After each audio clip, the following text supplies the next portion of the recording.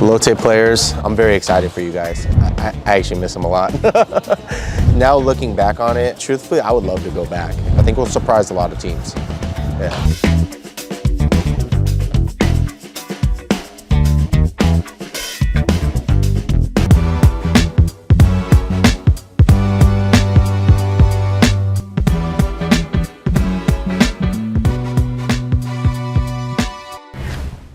I truly believe it's just all it is just language barrier. I think so. Yeah. I mean, actually, I feel bad because I know I should have brought up 양의지. I mean, he's like, if you really think about 양의지, he can. I think he'll do, especially in his prime, he can come here and play very well.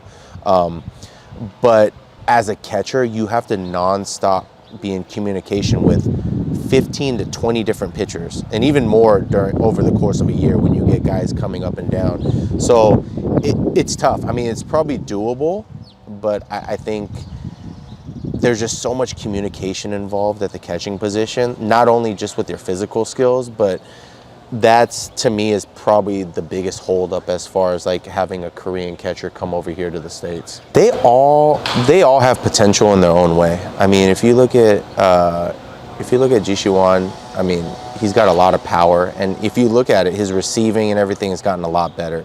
For him, it's just about being able to just consistently put that together every single day when he comes. And then you watch guys like Jungyul and Bogan. For me, they're very similar. They move very well behind the plate. They got good hands. They got very good throwing arms. So, you know, a lot of those guys, I'm always going to kind of keep in touch with and always kind of keep tabs on. A couple of them, like they'll send me, like Junjunu, he sent me, we would kind of DM on Instagram a little bit. I actually miss him a lot. Yeah, but you know, I talk to them. I talk to my translator Junle a lot too, every once in a while, just to see how they're doing. But I like keeping in touch with a lot of the guys. Even before, like even while I was playing in my professional career, I always wanted to play in the KBO. I told that to numerous people, and obviously the injuries and stuff like that.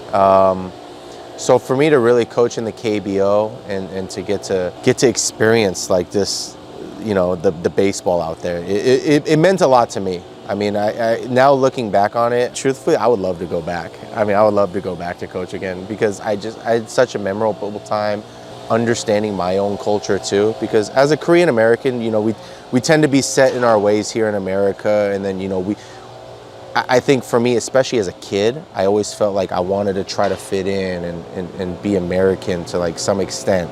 Even, I know that sounds weird because I am American and I was born in the US, but you know, my blood is Korean. You know, I still talk to my mom, I still talk to her. She always talks to me in Korean.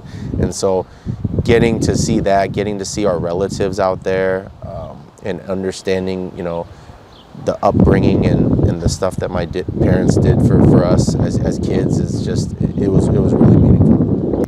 As much as looking back, as much as it was fun, it was pretty hectic because it kind of came out of nowhere. Obviously, like we had to deal with the COVID situation, which it wasn't good. You know, it was tough on a lot of teams, a lot of families, and but the experience was great. I mean, just to have it. The game kind of sped up a little bit on me, but after a while, just like anything, no matter what new job you have, you know, things tend to kind of slow down, and you get used to it. But I had an amazing time. Possibly, yeah. I won't. You know, I don't have to say everything today, but let's just say it was fun. It was fun, and I really enjoyed it.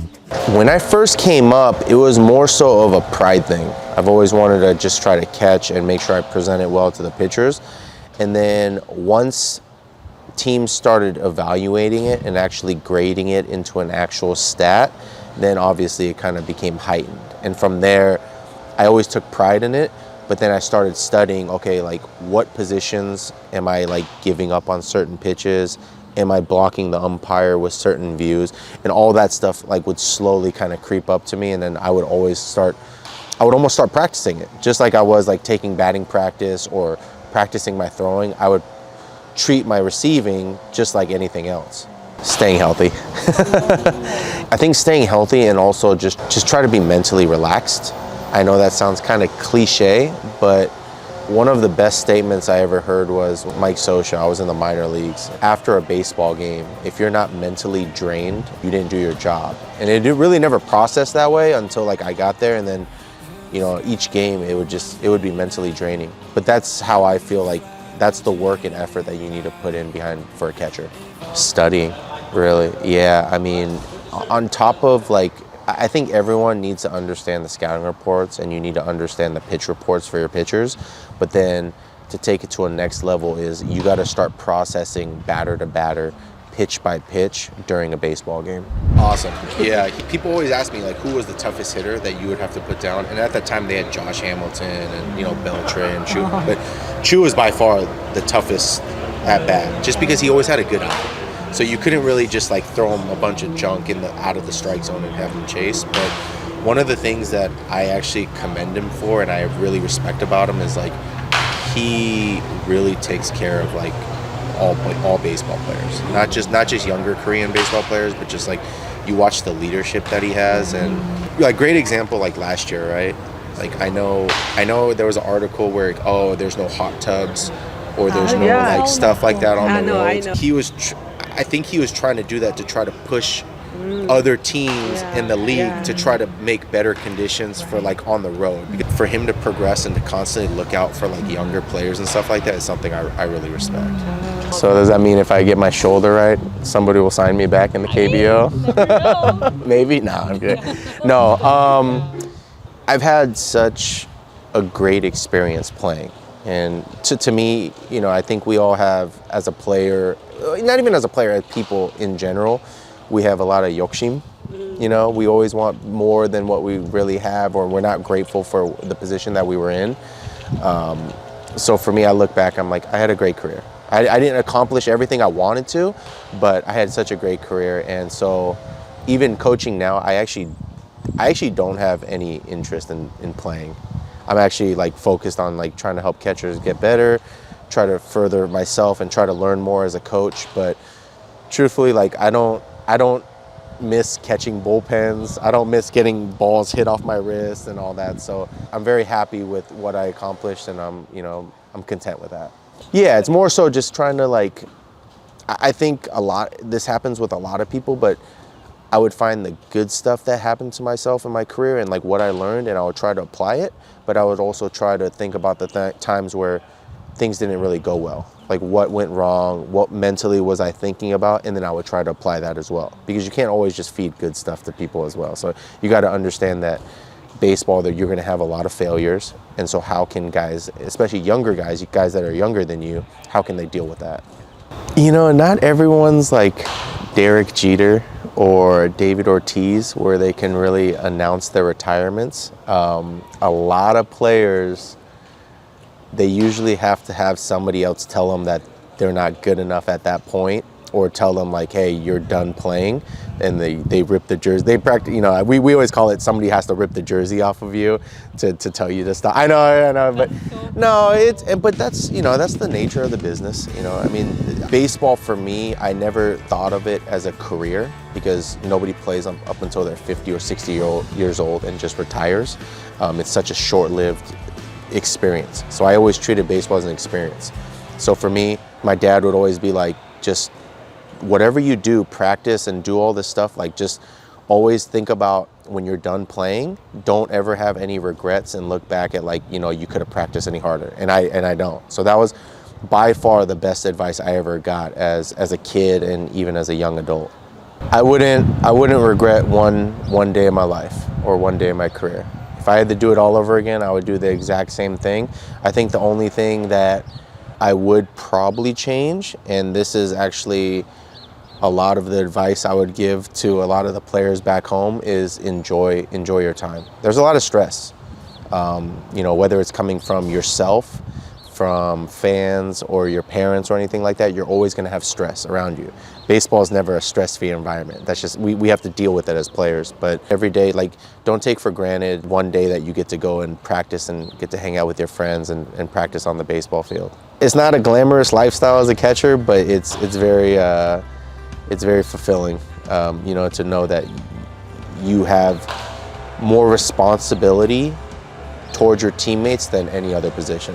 Yeah, so it's been pretty hectic actually. Obviously we had the lockout, so that wasn't really fun for anybody. But once it ended, we actually traded Mitch Garver to the Rangers at the time, and then a couple days later we got Gerssanchez from the Yankees. So I think on the 40-man roster right now we have Ryan Jeffers, Gerssanchez, and Jose Godoy. And so I think we'll probably hopefully get some playing time for all of them, at least especially for those two, for Jeffers and Gerssanchez. Jeffers is very good at receiving. I think he grades very well and he works really hard. And likewise with Gary, he's been working really hard this camp, and you know, especially if he can hit too, he can be one of the top players this year. Yeah, so those two, I mean, for sure they'll most likely start with the season, and then Jose, he's also on the 40-man. We picked him up later in spring training, so you know, hopefully we can kind of see what his role is as the season goes on. Just general. Yeah, I think we've already focused on some of the receiving stuff. I know with Jeffers, he's been working on his throwing and transfers, which has been an area of focus for him, and he's improved a lot this spring training with that. But you know, for me at this stage, a lot of these guys, they have pretty good routines that they built up coming through the minor leagues, and then especially with these guys having a lot of experience in the major leagues. So my job is just make sure that they're prepared and they're ready each and every single game to give them the most information possible so that they can try to succeed on the baseball field. I think so. You know, I obviously got some info, and you know, I caught, as soon as I found out I was here, I would catch up on the info. I didn't get to watch too many games last year, you know, where the team was at in 2019 and in 2020 with the playoffs and all that. Like, I think we have a good shot as long as we, you know, come collectively. I think we'll be pretty good this year. I think we'll surprise a lot of teams. I definitely would. I definitely would. I mean, I don't lie too often. I loved Korea. I loved Korea so much, and I actually loved the baseball out there because of the way, like, everyone just works so hard, and you watch like the atmosphere and you watch the passion of the fans and the atmosphere around the stadium. But yeah, I would love to. I'll keep my answer at that. I would love to, but you know, at the same time, for me, it's about getting experience. Yeah, I'm very grateful that Lotte gave me a coaching job for having no coaching experience at all, you know, back in 2020, and I learned so much there. And then now in spring training here, I'm learning so much as far as like coming back to the MLB and learning the process. So for me, if I'm learning something every single day, that's all I'm really focused about. And you know, who knows in a couple of years. I think so. I think that helped out a lot, being able to just, at the end of the day, coaching or managing or anything like that, it all comes down to just building relationships with players and making sure that you get the full potential out of them. Lotte players, to all you guys, Captain Junjunu, you guys worked really hard. I mean, you watched the second half of what we accomplished last year and the improvements that we made. I'm very excited for you guys, and my biggest thing is just like, go out there, play hard every single day, be happy, enjoy it, and most importantly, stay healthy. And good luck to you guys this year.